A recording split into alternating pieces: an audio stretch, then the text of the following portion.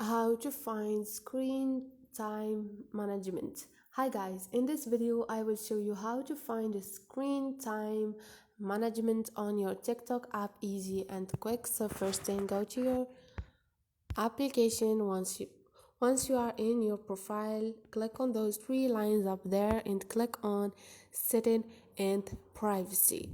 Now scroll down and you're gonna find digital well-being.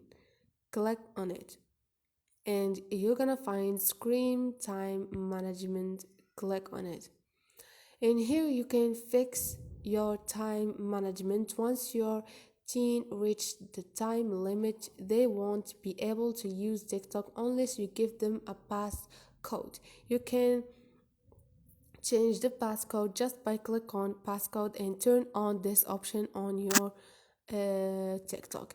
Easy and quick. Don't forget to subscribe and like.